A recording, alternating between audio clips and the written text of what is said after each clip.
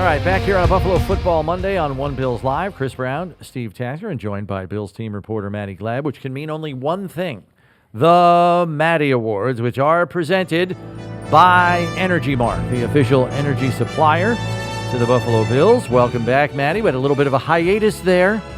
Well, because of the bye week. Week 5, week 6, and then the bye. It's been like a month since we had the dang Maddy Awards. How you guys What the doing? hell? I miss you on Mondays. I know, What the right? heck? I know. We're on a good run. Maybe we'll hit it. We'll start a little streak here. Let's do it. Let's start a streak. So we'll begin with the King Award, and I think we all know where this one's headed. The King Award is going to James Cook. Bills running back James Cook cooked up a feast against Carolina. He was strong, fast, and patient. A career day for him. 216 rushing yards, 2 rushing touchdowns. The last time a Bill went off for more than 215 was 1976. Cook was used all over the place. He had carries inside and carries on the outside. It made him really, really hard to slow and to stop. When Cook is out there, he looks like a skier effortlessly going through moguls, okay? Shushing? Yes, Shushing, because anybody who's not an expert at that, you give it a try, you're going to fall flat on your face. When Cook does it, it looks easy. There's obstacles in your way. There's a defense in your way, but he makes it look effortless. I was in nursery school the last time a Bills running back ran for over 215. That's a long time ago. I was there. What were you doing, Tasker? I was actually on the sidelines drinking Gatorade. Yeah. In 1976? No.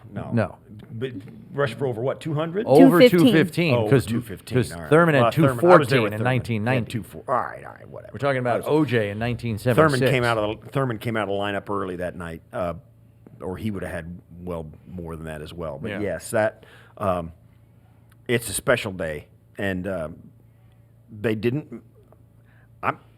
That's the difference between Sean McDermott and this coaching staff, and say like a Sean McVay or a Sean Payton. Sean Payton gets a guy going like that. The guy gets 5,000 yards in one game. I mean, he doesn't let up. You just named 3 Sean head coaches in a row there. That was impressive. McDermott doesn't do that, and because they're thinking big picture. Mm-hmm. There are other coaches who, put the hammer down and say you're going to pay for not showing up ready to play us. The Bills have faced that at times. Once from Sean Payton. That's in 2017. Right. And that's the difference. Like it or not, there are differences in these guys, and I think you saw it yesterday when James Cook was over there sitting on the sidelines, and then he was perky and felt 100% He said, "I could after go the game. again." He's like, he'd play another game. 19 carries. It's not a heavy workload. Josh threw it 19 times. Yeah. It was amazing. Yeah, it was a light lift for the offense. It was a very light lift yesterday. Although the offensive lineman might disagree with me. Right. No but there's disrespect to that. Yeah, but we've got some more awards here that get into all this. Yes, so which leads us to the Key Ingredient Award. The key ingredient in Buffalo's win against Carolina was the play in the trenches. The offensive line and defensive line was nasty and physical. 245 rushing yards, 7 sacks, all by the defensive line. They set the tone from the very beginning. Sean McDermott said, "I love the energy that we had out of both of those groups, and they should be proud for what they did." You look at what they did on offense, opening up lanes for James Cook, and then on defense, stalling drives with their pressure up front. The energy trickled down to the rest of the team, and something like this can be a tone setter moving forward. Yeah, that those guys really dominated up front. And Carolina, we were talking about it. Carolina's defensive interior was something to worry about. They have been playing extremely well. They were on a 3-game winning streak, and they had been playing really good football. So you knew it was going to be a test, and the Bills were coming off 2 straight losses. So it was like, you didn't walk into the game thinking it was going to be 40-9. And you got to credit those big guys up front for making that possible. All right, the Stone Cold Award. Stone cold. Buffalo's defense was stone cold for their 3 takeaways in Week 8. They shut the door on any opportunities the Panthers had. The takeaways were consistent throughout the game. You had 1 in the first quarter, 1 in the second, and 1 in the third. They didn't they didn't take their foot off the gas at all. Defensive end A.J. Epenesa's interception was close to a pick six. It took it to the Carolina 1-yard line where Josh Allen just rushes it in.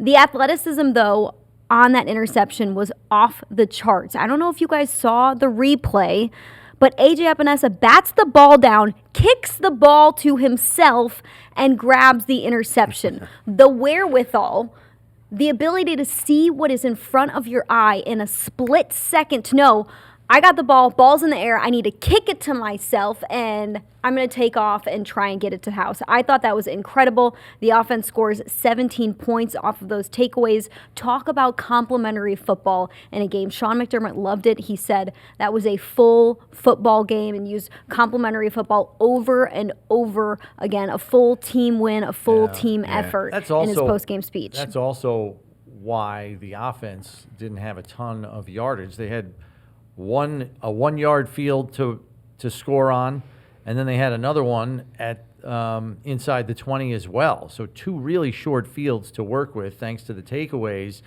And you got to credit Shaq Thompson here because yesterday he's got the green dot on his helmet, and he is yelling at AJ, watch the screen, the screen's coming.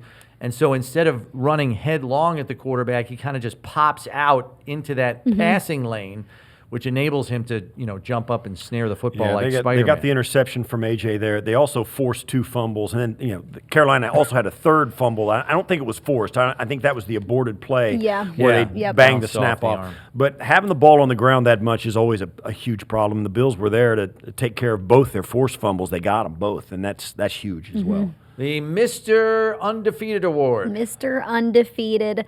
Bills head coach Sean McDermott owns a stat that a lot of head coaches wish they had.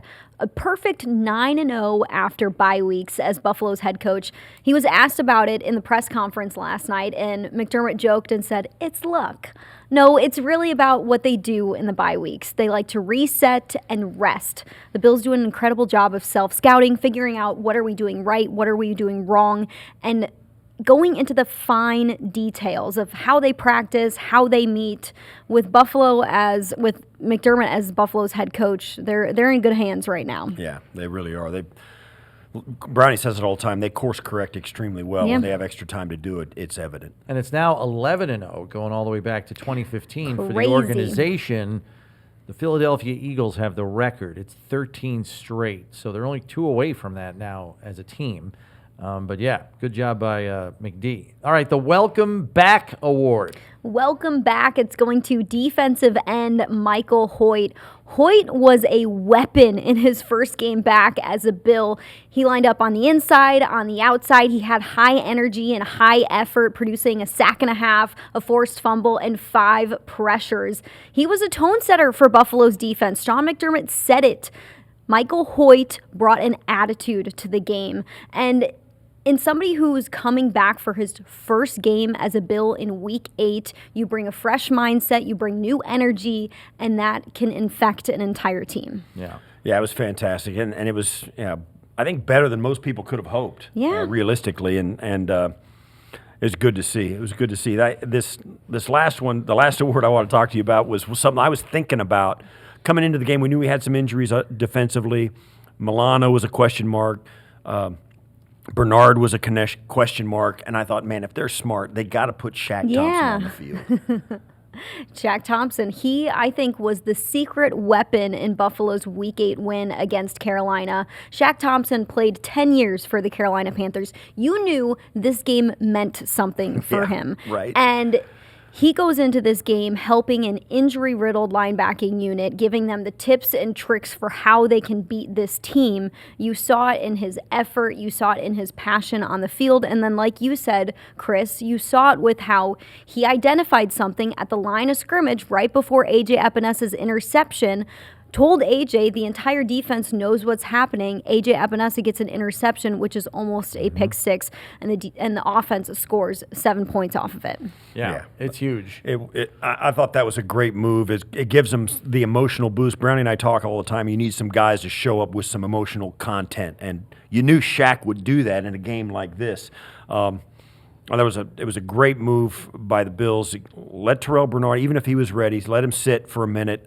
Use Shaq and his knowledge of the team and his motivation and how infectious that can be to your benefit, and put him out there. He was a team captain. That was a great move, and he fulfilled everything they wanted him to do. Yeah, and now you have the benefit of giving Bernard's ankle another week. True. To rest, and now you've got him. You know you should have him for the Chiefs game because he could have played an emergency yesterday. So, barring any kind of setback, you'll have your middle linebacker back in the lineup. You still have Shaq Thompson to play in your base defense, and you may even have Milano back too.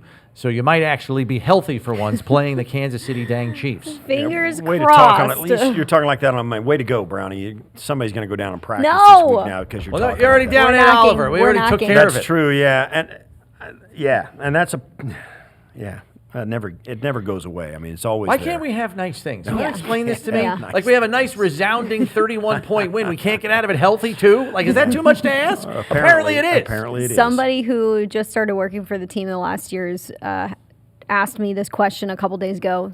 They're like, Maddy, I know injuries happen in football, and I know they could happen on one side of the football, but have we just been really unlucky on defense the last Yes. 3-4 years? Yeah, They we went have through- been yes, unlucky. it has. It's us and the Yes. 49ers. Yeah, they have.